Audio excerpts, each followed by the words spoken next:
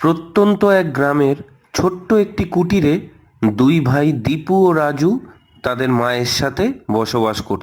এই দুই ভাইয়ের একটিই শখ ছিল, মাছ ধরার জাল বানানো আর সেই জাল দিয়ে মাছ ধরা। তারা যে শুধু জাল দিয়েই মাছ ধরতো তা কিন্তু না, তারা বিভিন্ন উপায়ে মাছ ধরতো। যেমন বড়শি দিয়ে মাছ ধরা, আটাল দিয়ে মাছ ধরা, আর বেশিরভাগই তারা বর্ষা দিয়েই মাছ ধরতো। মোটের ওপর তারা যে কোনোভাবে মাছ ধরে বাজারে বিক্রি করত। আর এইভাবেই তাদের দুই ভাই এবং মায়ের ছোট্ট সংসারটি কোনো রকমে চলে যেত। এইভাবেই চলছিল তাদের দিনগুলো। এইরকমই একটি দিন, দাদা, চল আজকে ভর্তি বিলে গিয়ে মাছ ধরি। আগের দিন ওখানে গিয়েছিলাম জানিস, জল দেখে মনে হলো ভালো শোল মাছ পাওয়া যাবে, জানিস তো। তাই নাকি? তুই গিয়েছিলিস ভর্তি বিলে? সত্যি ওখানে বড় বড় শোল মাছ আছে। হ্যাঁ, কিন্তু শোল মাছ তো জাল দিয়ে ধরা যাবে না, ওখানে ছিপ নিয়ে গিয়ে ধরতে হবে। আর টোপ দিতে হবে বোলতা লাভা। যা তো যা, একটা ট্রাক নিয়ে আয় তো বলতার। হ্যাঁ দাদা, সত্যি ওই জলে শোল মাছ আছে। চল না, চল আর যাই। যদি ধরতে পারি তাহলে ভালো দাম পাওয়া যাবে। এই দীপু, দীপু, ও রাজু, সারাদিন জাল বুনে মাছ ধরলে হবে? আয় আয়, ভাত রেখেছি, খাবি আয়। বেলা যে গড়িয়ে গেল, আজ তোদের জন্য গরম ভাত আর মাছ ভাজা করেছি।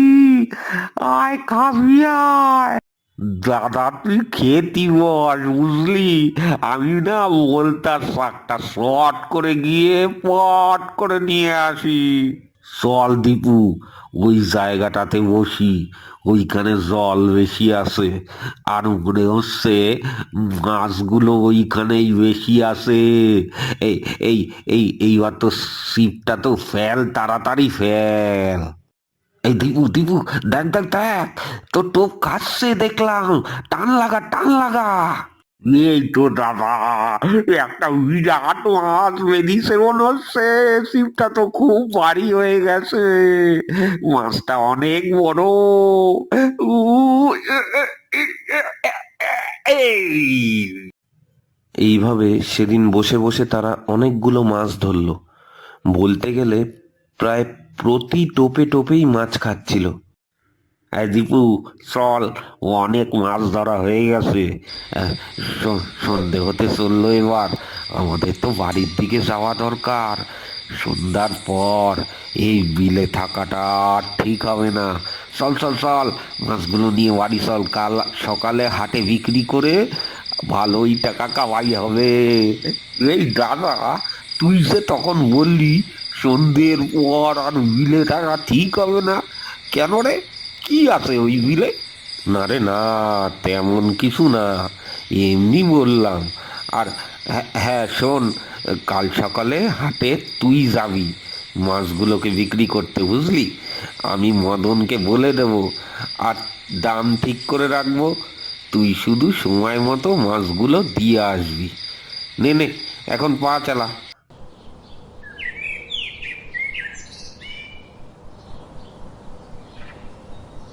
আরে দীপু যে, তা বল, কি হয়েছে? আরে মদন দা, তোমার দাদার সাথে কথা হয়েছিল তো মাছের ব্যাপারে? হ্যাঁ, আমার রাজুর সাথে কথা হয়েছে। তা কতগুলো মাছ এনেছিস দেখি? মদন দা, এখানে 30 কেজি মতো মাছ আছে। বাবারে বাবা, ভালো মাছ এনেছিস তো। রাখ এখানে, আর এই নে টাকা। তোর দাদার সাথে আমার কথা হয়ে গেছে। দাদা, আজকে চল, চাষের জমিতেও জল উঠেছে জানিস। চল ওখানে আটল দিয়ে মাছ ধরি। এই দেখ, আটলের মধ্যে একটা মাছ বেঁধেছে। নে নে নে, এটা জালে মাছ দেখি।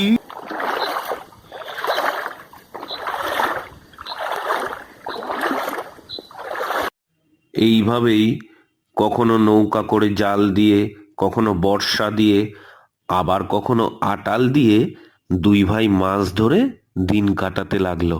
এইভাবেই দেখতে দেখতে বর্ষাকাল চলে এলো। একদিন সারাদিন বৃষ্টি হচ্ছিল। দুই ভাই রাতে ঘুমোচ্ছিল। হঠাৎ দীপু বলে উঠল, এই দাদা, ওট ওট, এই দাদা, ওট না। "উম, উম, উম, উম, উম, কি হয়েছে রে? এত রাতে ডাকছিস কেন? কি হয়েছে বল?" এই দাদা, দেখ, বৃষ্টিতে কাল বিল পুকুর সব এসে গেছে। চল না, জাল নিয়ে আমরা মাছ ধরতে যাই। অনেক মাছ ধরতে পারবো আমরা। চল না দাদা, চল চল। ওরে না রে না, কাল সকালে যাবো খন। এত রাতে মাছ ধরতে যাওয়া ঠিক হবে না, বুঝলি?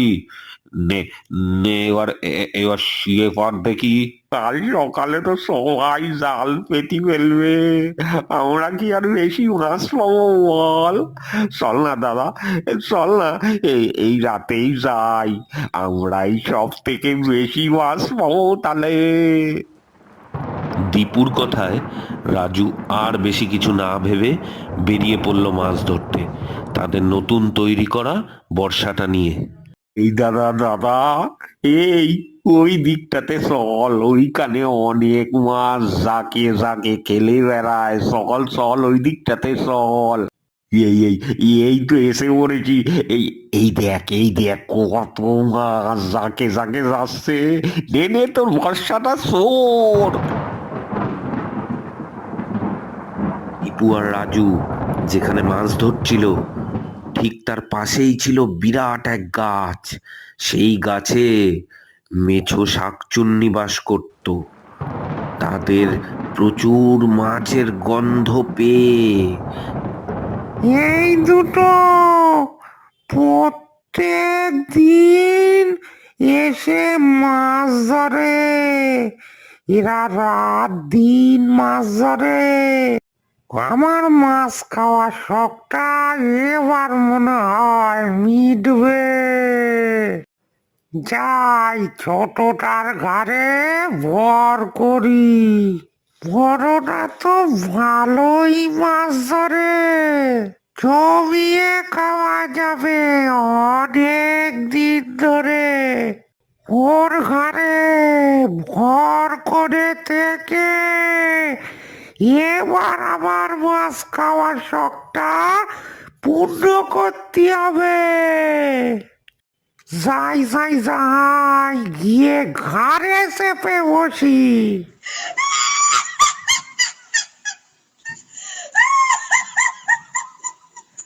এবার ব্যাগের থেকে মাছগুলো বের করে টপা টপ খাই।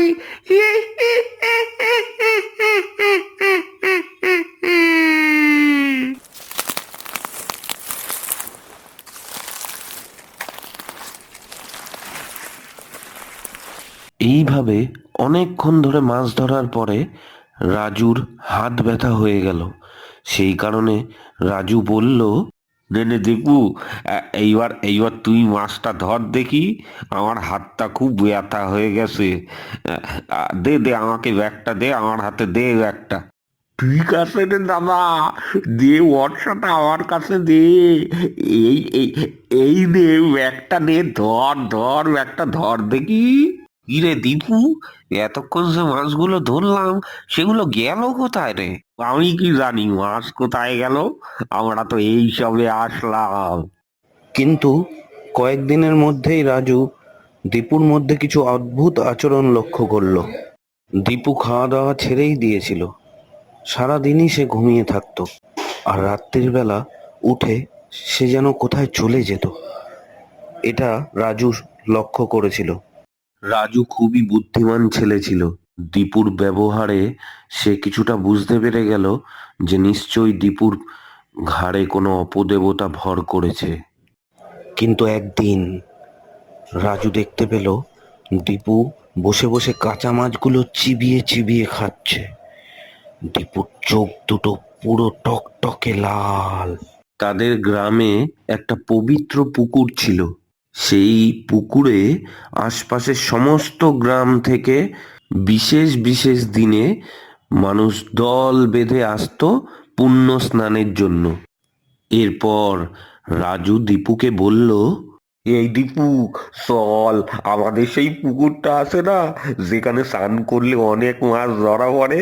দেখ, এতক্ষণে তো আমাদের বেশি কিছু মাছ ধরা পড়েনি। ওইখানে স্নান করে আসি আমরা দুই ভাই মিলে, তাহলে আমাদের অনেক অনেক মাছ আমাদের ধরা পড়বে, বুঝলি তো? এই কথা বলে রাজু ভুলিয়ে ভালিয়ে বুদ্ধি করে দীপুকে নিয়ে গেল সেই পুকুরে। যেই না পুকুরের জলে নামা, অমনি শাকচুন্নির ভূত মুক্তি পেয়ে গেল। আমার কথাটি ফুরালো, নোটে গাছটি মুড়ালো।